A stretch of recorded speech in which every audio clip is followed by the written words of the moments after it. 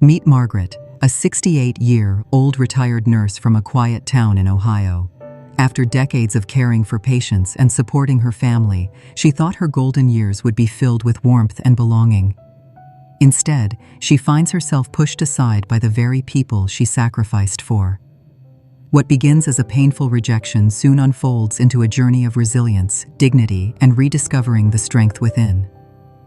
Margaret's story is not just about betrayal and hardship. It is about finding freedom, rebuilding family bonds, and proving that age never takes away one's worth.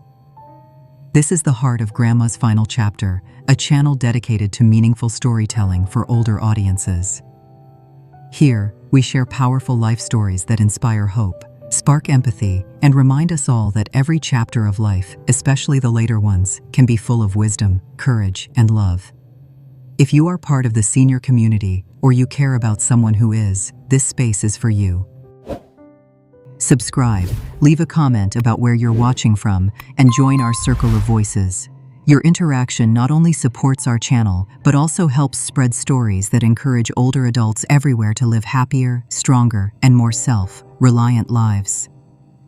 The streets of Maplewood, Ohio, were quiet that evening, the kind of quiet that settles only on small Midwestern towns after dusk. Porch lights glowed faintly in front of neat rows of houses, and the cool air carried the faint scent of damp leaves and freshly cut grass. Margaret pulled her cardigan tighter around her shoulders as she stepped off the late-night bus. At 68, even the 10-minute walk from the bus stop to her son's house felt longer than it once did. Her legs ached from standing on her feet all day at Riverside Community Hospital, and her lower back throbbed with that dull, familiar pain that had followed her since her early 50s. She had worked a 10-hour shift, longer than she should have at her age, but the hospital was short-staffed, and Margaret had never been the type to say no when patients needed her. After all, she had been a nurse for more than 4 decades. Caring for others was not just a career, it was her identity. It was who she was. All she wanted now was to walk through the front door, hear the muffled chatter of her grandchildren, Emily and Jacob, and sit for a moment at the kitchen table with a cup of chamomile tea before finally collapsing into bed. That simple comfort was what had carried her through the long hours. But as she turned onto her street, her eyes caught on something that froze her mid-step. There, under the pale glow of the porch light, were 2 battered suitcases and an old duffel bag she hadn't seen in years, the same one she had inherited from her mother.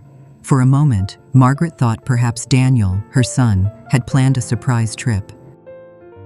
But then she saw the way the bags were positioned, not neatly stacked, not ready for travel, but abandoned on the concrete steps like someone had put them out for trash collection. Her stomach tightened. She adjusted her glasses, trying to make sense of what she was seeing. Slowly, she walked closer, her nursing bag heavy on her shoulder. That was when she noticed the white envelope taped to the handle of the largest suitcase. Her name was written across it in elegant, deliberate cursive, handwriting she recognized instantly. Nora. Margaret's fingers trembled as she pulled the note free.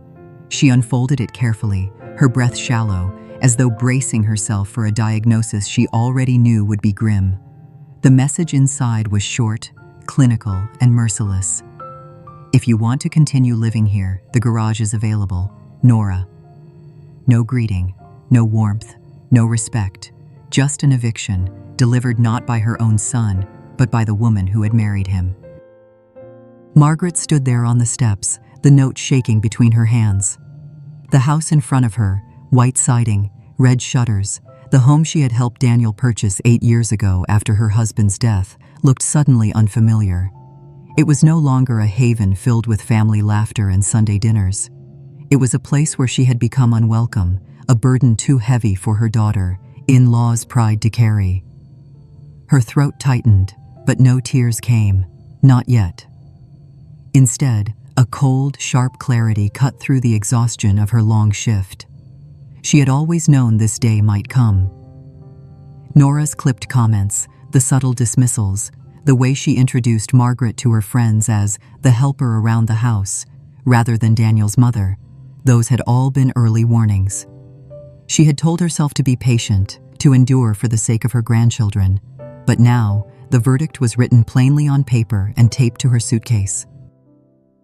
She looked at the garage, dark and detached from the warmth of the home, a box of shadows where Nora thought she belonged.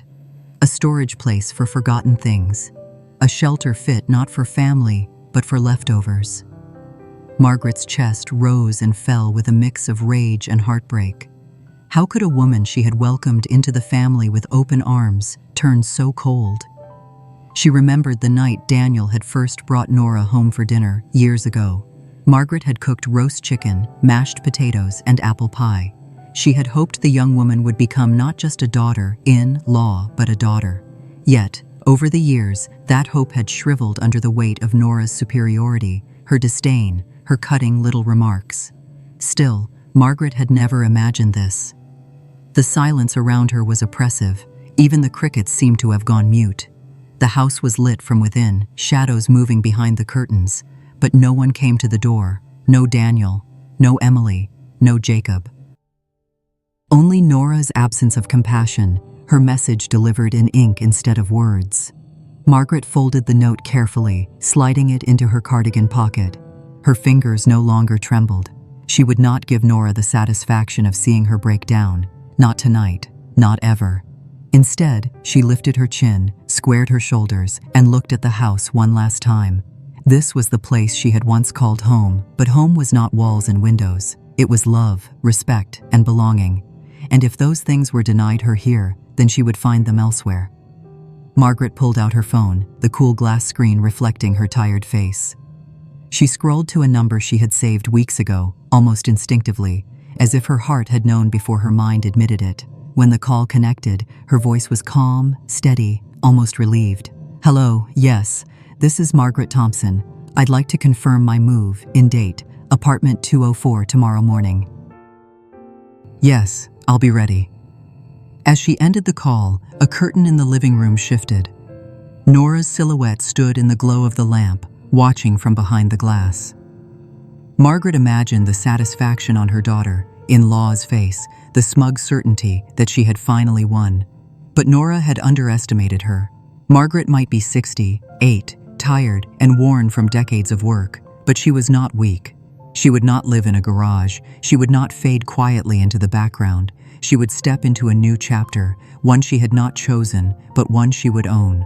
And as she picked up the handle of her suitcase, her resolve hardened. Tonight was not the end. It was the beginning. As Margaret stood on the porch that night, her eyes fixed on the suitcases that contained what remained of her life in that house, memories came rushing back, memories she had tried to push aside for years but could no longer ignore. 8 years earlier, when her husband Richard had passed away suddenly from a heart attack, the world had felt unbearably empty. The house they had shared for decades seemed too quiet, too heavy with echoes of the past. It was Daniel, her only son, who had urged her to move in with him and Nora. "It'll be good for everyone, Mom," he had said, his arm around her shoulders as they stood in her darkened living room, packing boxes of Richard's books. "The kids will love having you there, and you won't be alone." At the time, Margaret had clung to that hope.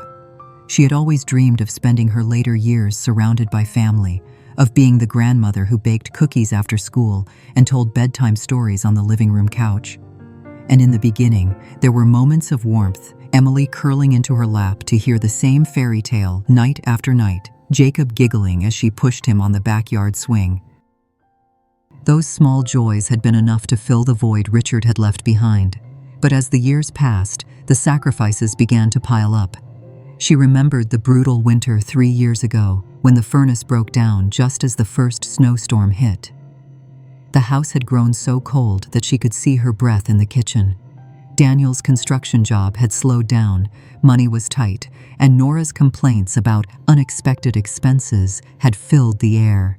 Quietly, without telling anyone, Margaret had dipped into the modest savings Richard had left her and paid the $600 repair bill. She told herself it was temporary, just a bridge until things got better. Then there was the matter of Emily's tutoring. Bright as she was, Emily had struggled with math in the 3rd grade, and the extra help cost more than Daniel and Nora could comfortably afford. Margaret had stepped in again, writing a check for the tutor each month. She told Emily it was Grandma's little investment in her future, but the truth was that Margaret skipped her own dental appointments that year to make it work. And then, of course, there was childcare.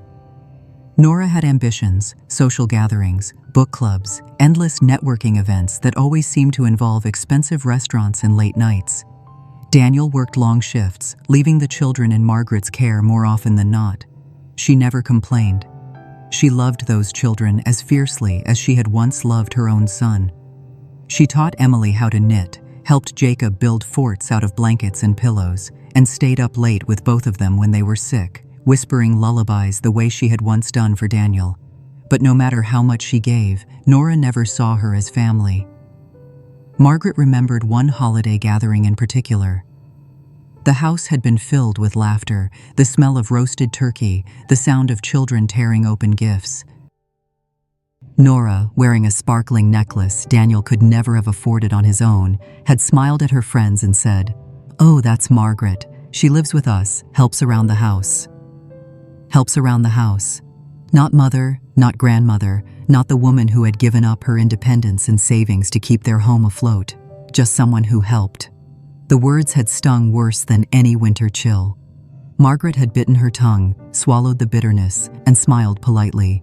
She told herself it didn't matter what Nora thought, as long as the children loved her, as long as Daniel knew how much she gave. But even Daniel had grown blind to the imbalance. He was so worn down by long hours and financial pressure that he rarely questioned the way his wife framed things. Now, standing outside in the dark with her life packed into bags, Margaret felt the weight of those years of sacrifice pressing down on her chest. All the small choices, all the quiet acts of giving had led to this moment, and instead of gratitude, she had been rewarded with rejection, reduced to an unwanted guest in a house she had once called her own. Yet, beneath the ache of betrayal, there was also a flicker of something else, something sharper, stronger. A realization that perhaps she had allowed herself to be diminished for too long. Maybe this exile was not the end, but the beginning of reclaiming her voice, her dignity, and the value of everything she had given. Margaret placed a hand on the handle of her suitcase, her fingers firm now. For years she had been the silent giver, the unseen protector. But silence had earned her nothing. The time had come to step into a different role, not as a shadow in someone else's home, but as the author of her own story. And as she took that first slow breath of the night air, she whispered to herself, "Enough. If you've ever felt dismissed or overlooked by those you love, you are not alone." Share your thoughts in the comments below so we can build a space where stories of resilience lift us all. Together, we remind one another that sacrifice deserves respect and every voice deserves to be heard. Family dinners had once been the highlight of Margaret's day. She had imagined them as a chance to sit together, to share laughter with her grandchildren, to hear about Daniel's work and Nora's plans for the future. Yet over the years, those dinners had grown colder, the air thick with unspoken judgments. Nora's eyes often carried a sharp gleam of disapproval, a quiet signal that Margaret's presence was tolerated rather than welcomed. Margaret noticed it in the smallest moments. When she passed a serving bowl too quickly, Nora's eyebrow would arch as if to say she had done something clumsy. When Margaret suggested a different way of seasoning the soup, Nora would smile thinly, her lips tight, her silence louder than words. Daniel rarely noticed, too weary from work to intervene, and the children, sensing the tension, kept their voices low at the table. What should have been a place of warmth became a theater of restraint. One evening, the wound cut deeper than ever before. Nora had invited her book club friends over, women dressed elegantly, their laughter filling the house as they gathered in the dining room. Margaret had spent the day preparing the meal, roast beef with potatoes, fresh bread, a salad crisp with garden vegetables. She moved quietly around the kitchen, hoping to stay in the background, yet proud to have contributed. When the guests settled, Nora lifted her glass and made introductions. Her voice was smooth, her smile flawless. "This is my mother-in-law," she said with a practiced sweetness. "She helps around the house." The words struck Margaret like cold water. Not Daniel's mother, not Emily and Jacob's grandmother, not the woman who had sacrificed her savings and her health to hold the family together. Just someone who helped. A helper. A shadow. Margaret felt her chest tighten as she forced a polite nod to the women around the table. Inside, her thoughts burned with memories of all she had done, paying the heating bill during the harsh Ohio winter, covering Emily's tutoring fees, babysitting for countless evenings so Nora could enjoy her outings. And now, in front of strangers, her identity had been stripped down to that of a housemaid. She looked at Daniel, searching for even the smallest sign of acknowledgement, but he kept his eyes on his plate, carving the roast mechanically. Perhaps he had not heard. Perhaps he had simply chosen silence over conflict. Either way, it was a silence that cut Margaret deeper than words ever could. That night, after the guests had gone, Margaret stood alone at the sink, washing dishes in the quiet kitchen. The clatter of porcelain against the basin echoed the ache inside her chest. She stared at her reflection in the dark window, a woman who had given so much yet was fading into invisibility within her own family. It was then that she felt a chilling clarity. She realized that Nora did not see her as family, and Daniel's silence meant he would not fight that perception. She was not a mother in that home. She was not a grandmother. She was a convenient presence, nothing more. For Margaret, it was the first undeniable sign that her place in the family was being erased. The rejection had begun long before the suitcases on the porch. She simply had not wanted to see it. It was late afternoon when Margaret arrived home earlier than expected. A shift at Riverside Hospital had been cut short because patient numbers were low, and for once she was grateful for the chance to rest. She parked her old sedan quietly in the driveway, its tired engine ticking as it cooled, and carried her handbag toward the back door. She moved carefully, not wanting to disturb anyone in the house. The living room was silent, but faint voices drifted down from upstairs. At first, she thought Emily and Jacob might be playing in their rooms, but the words she caught made her freeze on the staircase. It was Nora's voice, sharp yet honeyed, carrying just enough to be unmistakable. "I am telling you, Sandra, she is becoming impossible to live with," Nora said, her tone soaked in exasperation. "Daniel feels guilty, of course, but he will never actually stand up to her. Honestly, I cannot keep doing this much longer. I am going to look into a care facility. A cheap one, obviously, but decent enough for someone like her." Margaret gripped the wooden banister so tightly her knuckles turned white. For a moment, she thought she had misheard.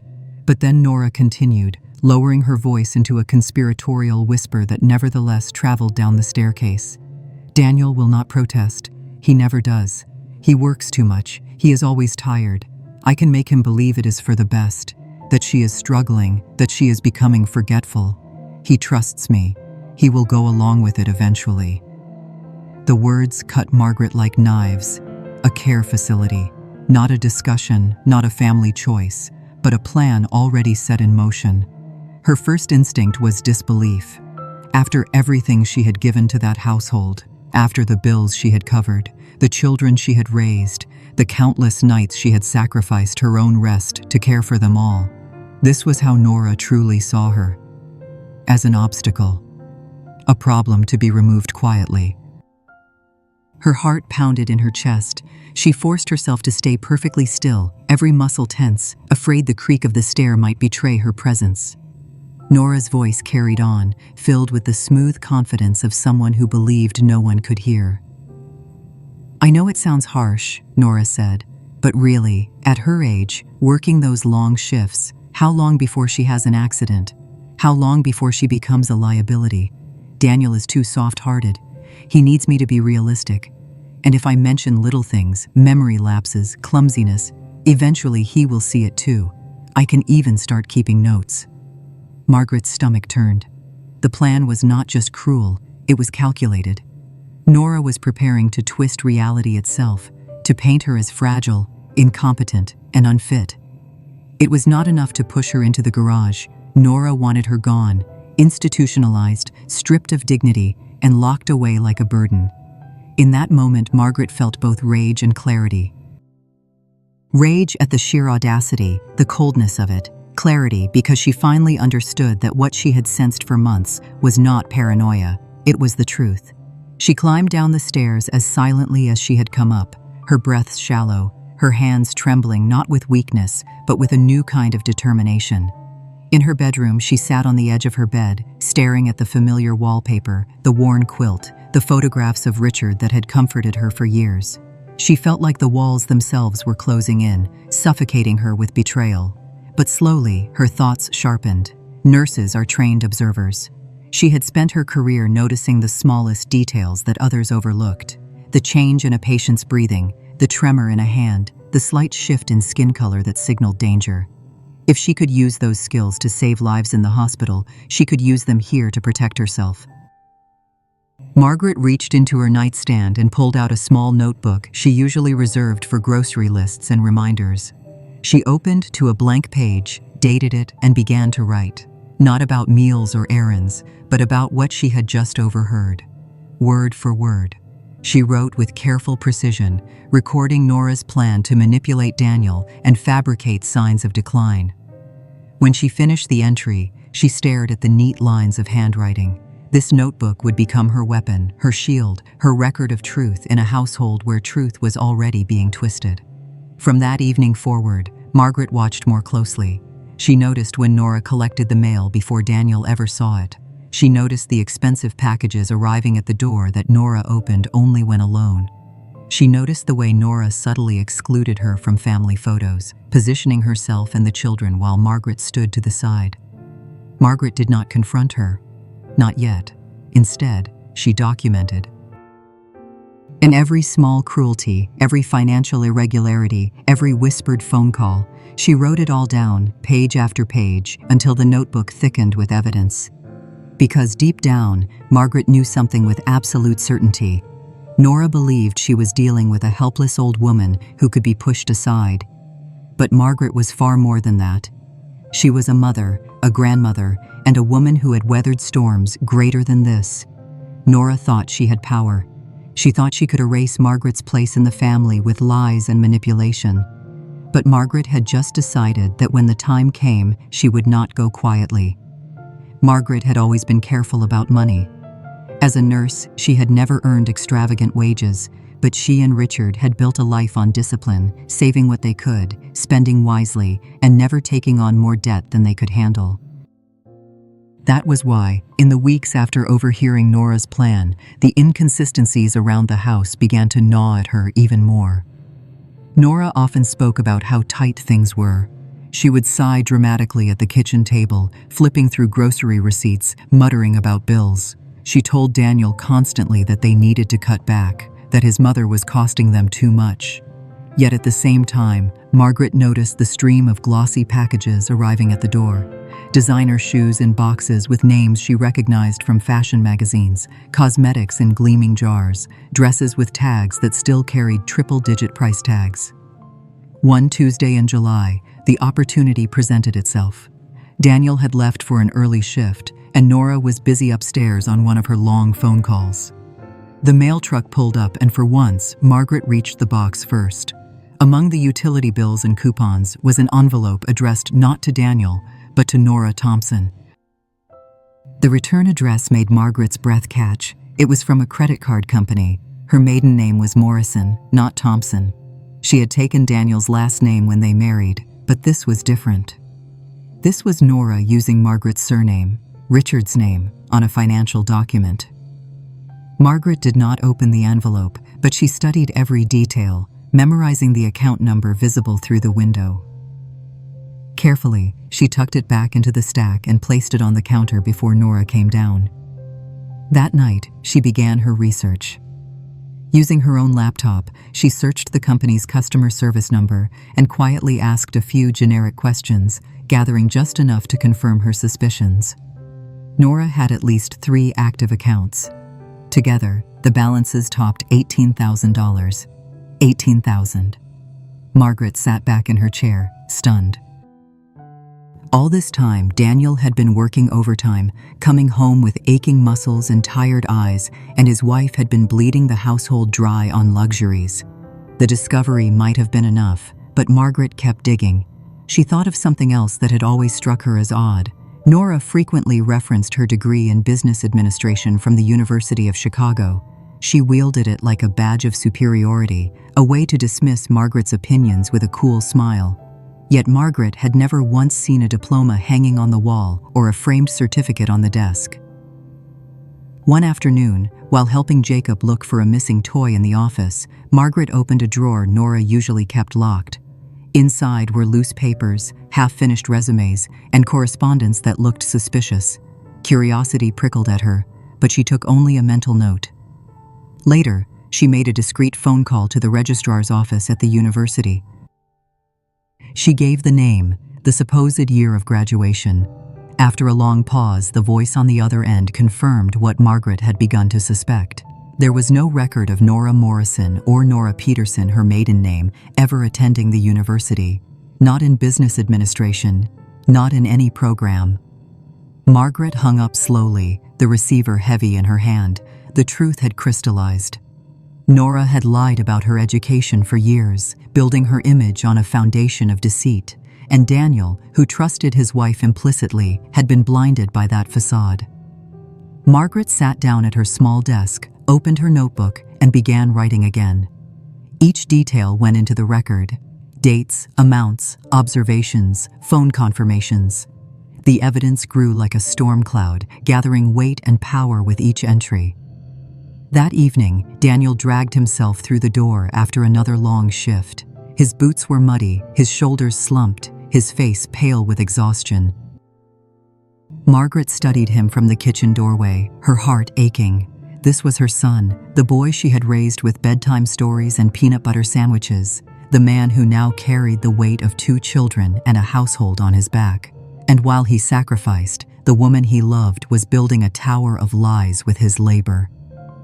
Margaret clenched her notebook, her jaw set with quiet resolve. She could not allow this to continue. She had once believed endurance was enough, that love meant tolerating indignities for the sake of family unity.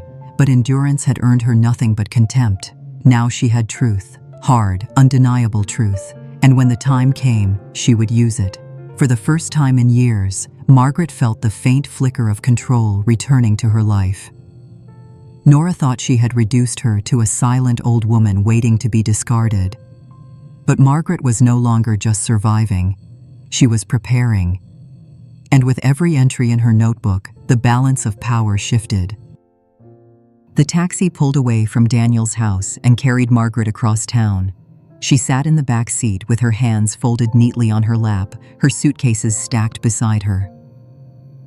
Through the window, the familiar streets of Maplewood drifted past, the diner where Richard used to buy her coffee on Saturday mornings, the church whose bells had once marked their Sundays, the row of shops she had walked with Emily and Jacob for ice cream on hot afternoons.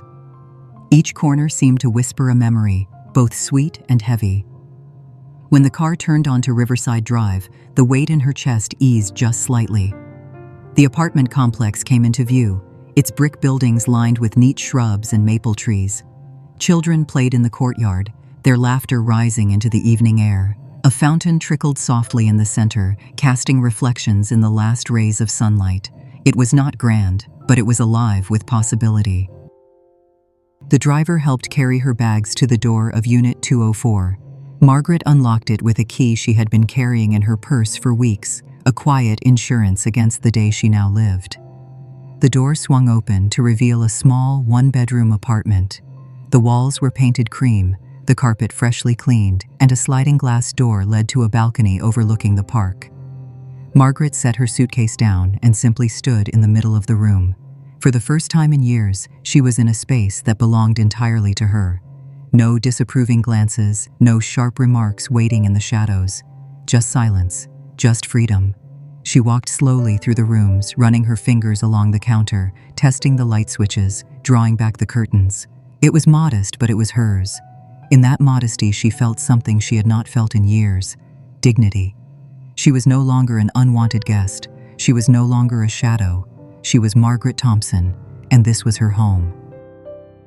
That night, she slept on a borrowed mattress placed directly on the floor. Her suitcases served as nightstands. Yet when she lay down, she felt lighter than she had in months. The sound of the fountain outside lulled her into sleep, not haunted by whispers of rejection, but wrapped in the quiet certainty that she was finally free to breathe. Still, freedom was only part of it. Margaret knew better than to mistake peace for victory. Across town, Nora was likely congratulating herself. She had forced the old woman out. She had won her battle. But what Nora did not know was that Margaret had been preparing for this moment all along. On the second morning in her new home, Margaret unpacked her notebook and laid it on the kitchen table. She flipped through the pages filled with careful handwriting, overheard conversations, suspicious financial records, the truth about Nora's false degree. Each entry was a stone in the foundation of her plan. Nora thought she had silenced her, but Margaret had been documenting every cruelty, every deception. As the sunlight streamed through the balcony door, Margaret wrote a new entry at the top of the page. Phase 2. Phase 2 was not about revenge. It was about survival, about truth, about making sure Daniel and the children were not swallowed by Nora's lies. Margaret knew that her son's eyes were clouded by years of manipulation, but she also knew the power of evidence. Facts could break through even the thickest web of deceit. She imagined the day Daniel would discover the truth. She pictured his face when he saw the credit card statements, the false transcripts, the proof of betrayal. It would hurt him, yes, but it would also set him free. And when that day came, Margaret would be ready to catch him, to hold her son and her grandchildren close, to remind them of what family truly meant. For now, she lived quietly. She furnished her apartment with a second-hand armchair, a small table, and a set of dishes she found at a thrift store. She went to work at the hospital, came home, and wrote in her notebook each evening. On weekends, she walked through Riverside Park, listening to the laughter of children and letting the sound heal the ache left by Emily and Jacob's absence. She missed them terribly. Sometimes she would see a little girl in the park wearing her hair in pigtails, and for a fleeting moment, she would think it was Emily. Other times, she heard the voice of a boy calling for his mother and imagined Jacob's wide eyes looking up at her. Those moments cut deeply, but they also fueled her resolve. She could not let Nora erase her from their lives. Margaret sat on her balcony one evening, sipping tea as the sky faded to purple. She held her notebook close and whispered to herself, "She thinks I am finished. She thinks she has won." But she has no idea the truth is already moving against her. The fountain trickled steadily, as if echoing her promise. If you were in Margaret's place, would you choose to remain silent and endure, or would you stand up and protect yourself? Share your thoughts below so that together we can learn from one another's strength. 3 days had passed since Margaret moved into her new apartment. In that time, she had settled into a rhythm that felt both foreign and liberating. She woke early, brewed her own coffee without fearing that Nora would complain about the smell, and walked through Riverside Park before heading to the hospital. In the evenings, she returned to her small balcony, notebook in hand, watching the fountain glimmer under the fading light. Though she savored the quiet, her heart often ached with thoughts of Emily and Jacob. Did they ask about her? Did they notice the silence in the evenings when she was not there to read them bedtime stories? She longed to see their faces, but she knew patience was her ally now. Nora would use any direct confrontation to paint her as unstable. Margaret had to wait. On the third evening, her phone buzzed. The screen lit up with a name that made her chest tighten. Daniel. She hesitated before answering, letting it ring twice, steadying her breath. Then she pressed the button and lifted it to her ear. "Hello, Daniel." There was a pause, the sound of his breathing heavy on the other end. Finally, his voice came through, strained and uncertain. "Mom, why did you leave without saying anything?" Margaret closed her eyes, picturing her son's face, the weariness etched into it after long hours of work. She imagined Nora hovering nearby, coaching him, feeding him lines. She kept her voice calm, almost soothing. "Did Nora show you the note she left for me?" Another pause. "She said she explained the new arrangement." "That it upset you." "The new arrangement," Margaret repeated softly, tasting the phrase. "Daniel, is that what she called it? Asking me to live in the garage?" His silence stretched. She could almost hear the conflict inside him, the old loyalty to his wife clashing with a rising tide of unease. "Mom," he said at last, "we are trying to save money for a bigger place. It would have been temporary." Margaret leaned back in her chair, her notebook resting open beside her. This was the moment she had prepared for, the chance to plant seeds of truth. She spoke gently, but her words were precise. "Daniel, when was the last time you looked at the household budget yourself?" He sounded caught off guard. "What do you mean? Nora handles all of that. She is good with numbers." "I am sure she tells you she is," Margaret said evenly. "But think carefully. How many times in the past year have you worked overtime? Once a month? Twice? More?" There was shuffling on the other end, as if he were pacing. "I do not know. Maybe twice a month. But that is normal, Mom. Everyone works extra sometimes." "And how many times in the past year has Nora told you that money was tight, that you needed to cut back, that expenses were too high?" The pause was longer this time. Margaret could almost see his brow furrow as he searched his memory. "Pretty often, but she is just being responsible." Margaret let the silence linger for a moment before she continued. "Daniel, I want you to do something for me. Look at the credit card statements from the past 6 months. All of them. Do not just take her word. Read them yourself." He let out a short, uneasy laugh. "Why would I need to do that?" "Because," Margaret said softly, "your wife has been spending about $1,500 a month on clothes, cosmetics, and spa treatments. That is not responsibility, Daniel. That is deception. And it is buried in those statements." The line went quiet. For a moment she thought he had hung up. Then his voice came, slower, heavier. "Mom, that is a serious accusation." "It is not an accusation," she replied, her tone unwavering. "It is a fact, and there is more.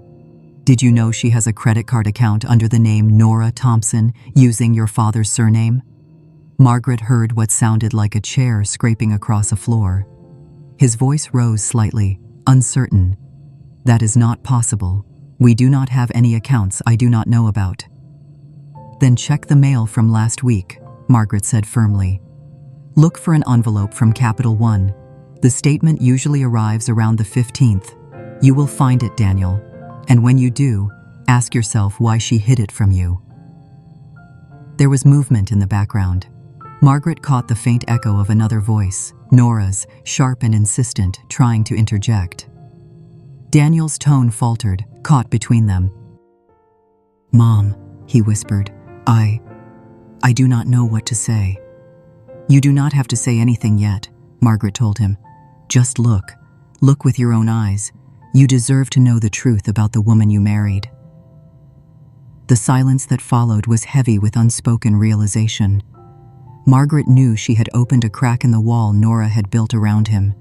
It was only the beginning, but even a small crack could bring the whole structure down. When Daniel finally spoke, his voice was low, almost broken. "I will check. I promise." Margaret felt a swell of sorrow and hope all at once. Her son had taken the first step, but the path ahead would hurt him deeply. Still, she knew it was the only way to free him and the children from Nora's hold. "Thank you, Daniel," she said softly. "And remember, no matter what you find, my door is always open to you and the kids." After the call ended, Margaret sat in the quiet of her apartment, her hands trembling slightly. She pressed the notebook to her chest, whispering to herself, "It has begun." Daniel sat at the kitchen table long after the house had gone quiet. The children were asleep upstairs, their soft breathing a fragile reminder of innocence in a home built on deception. Nora had stormed off to bed hours earlier, irritated by his insistence that he needed to go through the bills himself. She had laughed at first, brushing off his questions with casual excuses. But when he pressed further, her tone had sharpened. She told him he was being paranoid, that his mother was filling his head with lies. Yet now, under the dim light of the kitchen lamp, Daniel's trembling hands shuffled through a stack of envelopes and statements he had pulled from Nora's desk. His chest tightened with each new discovery. The first credit card balance stared back at him, $6,200. Another, $7,400. A third, $4,000. Together, more than $18,000 in debt. All hidden from him. Each line item told a story he had not wanted to believe. Luxury clothing, restaurants he had never visited, spas in neighboring towns, even hotel stays that had no explanation. Daniel pressed his hand to his forehead, his heart pounding. He flipped through receipts Nora had stuffed into a folder. Among them were charges for dinners for two, weekends away, gifts far too personal to be written off as innocent. A sickening realization washed over him. His wife had not only been draining their finances, she had been living a life apart with someone else. And then, at the bottom of the pile, he found them. Brochures for assisted living facilities, notes scribbled in Nora's handwriting about waiting lists, requirements, and costs. Alongside them were lists of supposed incidents. Forgot stove on, confused about dates, fell in kitchen.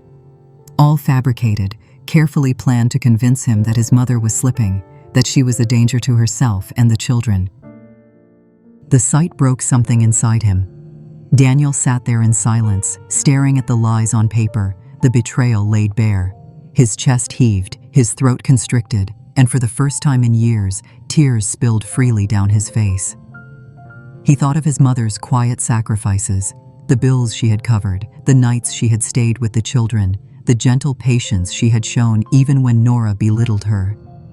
He thought of how easily he had let himself believe his wife's narrative, how he had failed to see what was right before him. His hands shaking, he reached for his phone. It rang once, twice, before his mother's steady voice answered. "Daniel?" For a moment he could not speak. He pressed the heel of his hand against his eyes, trying to gather himself, but his voice cracked when it finally emerged. "Mom, I am so sorry." Margaret's heart clenched. She sat upright in her chair at the apartment, sensing the weight behind those words. "What is it, Daniel?" she asked softly.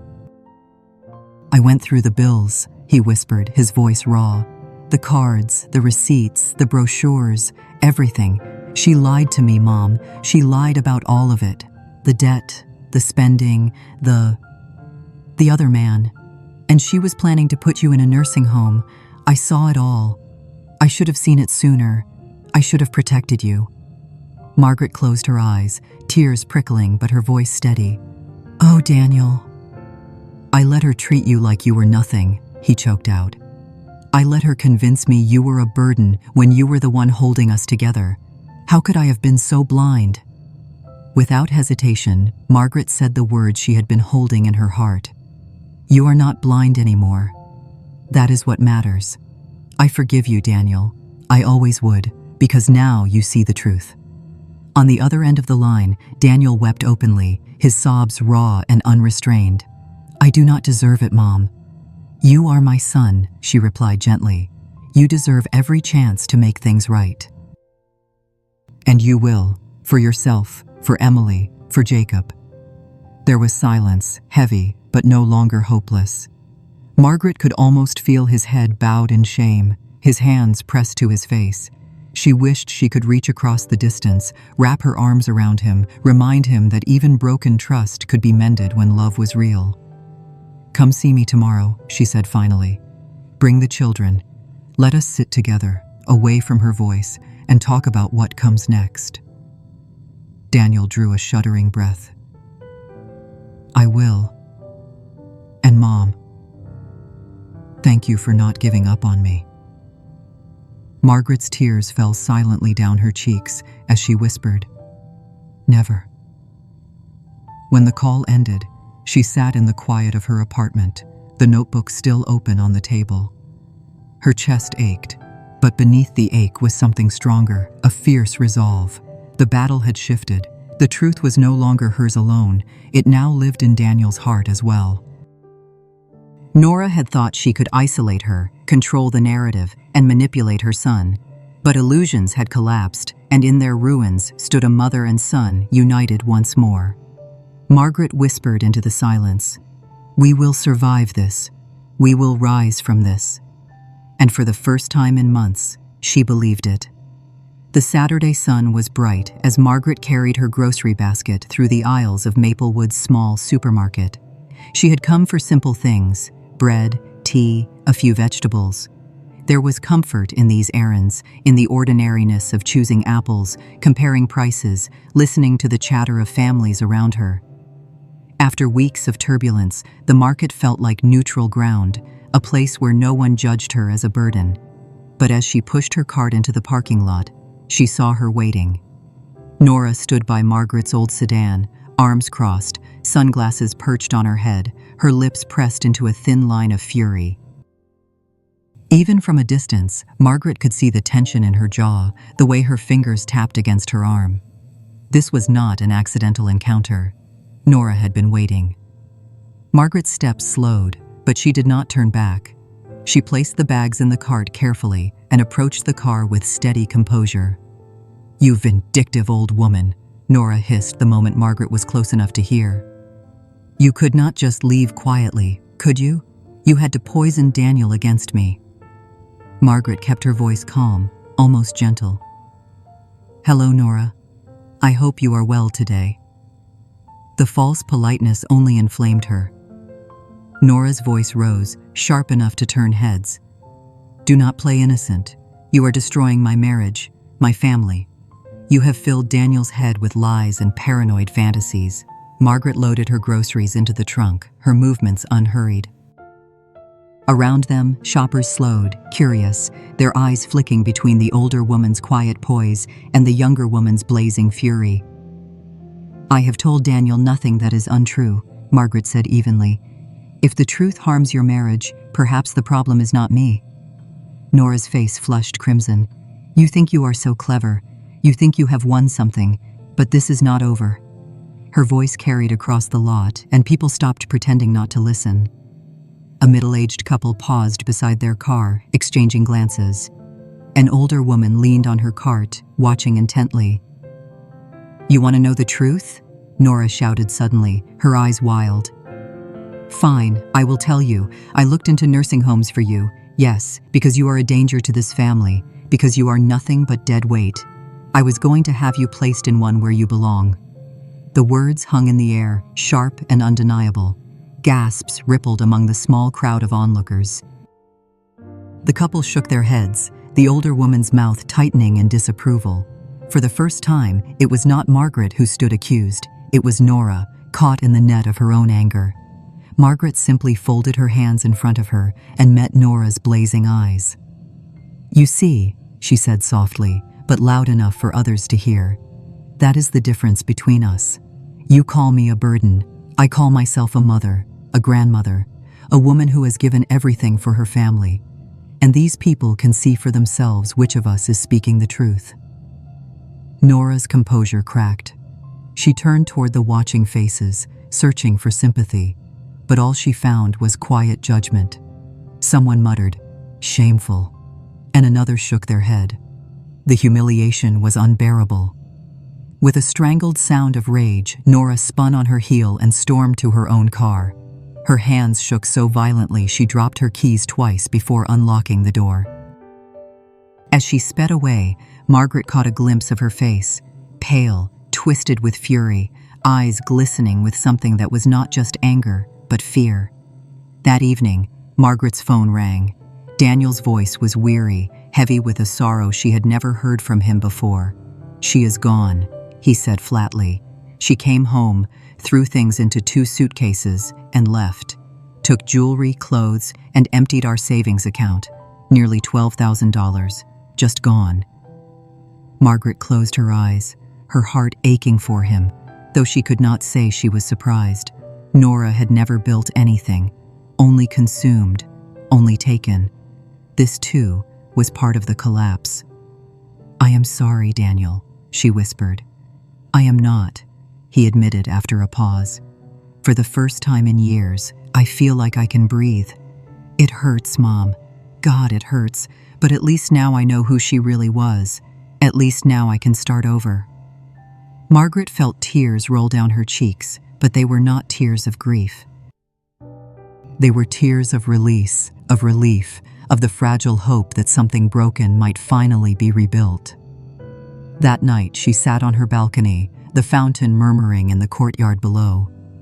She looked at the stars above Maplewood and whispered to Richard's memory, "It is over. She is gone." But deep inside, Margaret knew this was not just an ending. It was a new beginning, for her, for Daniel, and for the grandchildren who would finally be free of the shadow Nora had cast over their lives. The weeks that followed were a storm of paperwork, conversations, and painful decisions. Daniel filed for divorce with quiet determination. He gathered every piece of evidence, credit card statements, receipts, the brochures for nursing homes, and handed them to his lawyer. There was no shouting, no drama left in him, just resolve. When the court date arrived, Nora did not fight. She had already taken what she wanted: the money, the clothes, the illusion of power. She did not appear in the courtroom. The judge, faced with overwhelming proof of financial misconduct and abandonment, granted Daniel full custody of Emily and Jacob. As the gavel fell, Daniel's shoulders sagged with exhaustion, but Margaret saw something else in his eyes too: relief. The long nightmare was over. Life did not transform overnight, but piece by piece the family began to rebuild. Margaret slipped naturally back into the role she had always cherished most: grandmother. She walked Emily and Jacob to school, holding their hands as they skipped beside her. She packed their lunches with small notes tucked inside, reminders that they were loved. In the afternoons, she waited for them at the school gates, their faces lighting up as they spotted her across the crowd. Evenings in Daniel's home took on a new rhythm. Margaret cooked simple dinners, stews that warmed the house, roasted chicken that filled the kitchen with familiar aromas. The children would chatter about their day, their voices free and bright now that the tension was gone. Afterward, Margaret settled into the living room with Emily curled against one side and Jacob against the other, reading stories until their eyes grew heavy. Daniel often stood in the doorway during those moments, watching quietly. There was gratitude in his expression, and sometimes regret, but Margaret never let him dwell on the past. When their eyes met, she would smile gently, as if to say, "We survived. That is what matters." For Margaret, freedom had not come in the form of revenge, nor in grand victories shouted from rooftops. It had come in the quiet assurance that her family was no longer living under lies.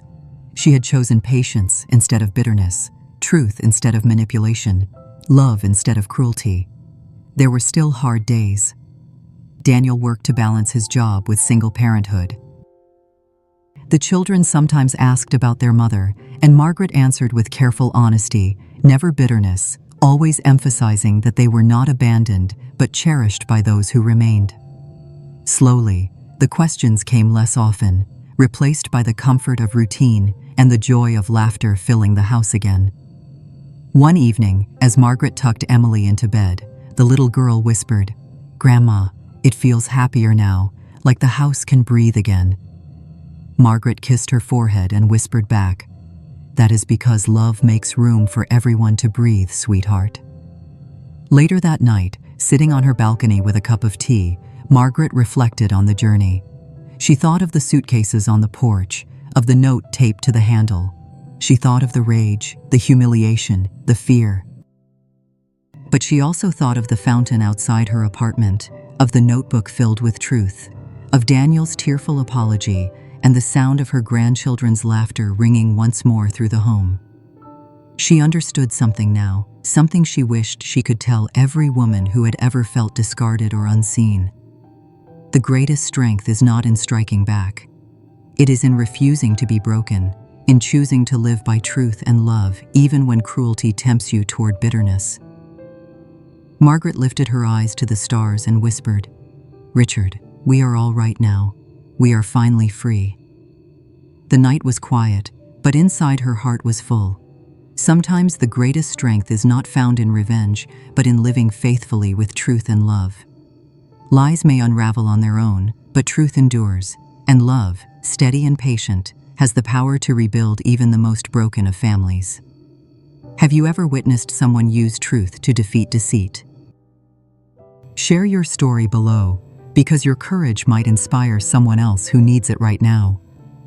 Closing message. As Margaret's story comes to a close, we are reminded that life is not defined by the cruelty of others, but by the quiet courage we choose in response. She was not victorious because she shouted the loudest or struck back in anger. She was victorious because she stood firm in truth, because she carried love for her son and grandchildren even when she was cast aside, and because she chose dignity over revenge. Stories like Margaret's are not just fiction. For many of us, they echo real experiences, moments when we felt invisible, overlooked, or betrayed by those closest to us. Maybe you too have carried burdens in silence. Maybe you have stood at a crossroads, wondering if your love and sacrifices mattered. And maybe, like Margaret, you discovered that the strength to endure lies not in others' approval, but in knowing your own worth. Here on Grandma's Final Chapter, we share these stories not only to entertain, but to remind you that you are not alone. Every tale carries a lesson, every voice matters, and every listener becomes part of a circle of compassion and resilience. So now, I gently ask you, share your story. Somewhere out there, another soul may be waiting for the very words only you can give. Tell us in the comments what you have lived through, what you have learned, and what hope carried you forward. And if Margaret's journey touched your heart, please take a moment to like this video, share it with someone who may need encouragement, and subscribe to our channel.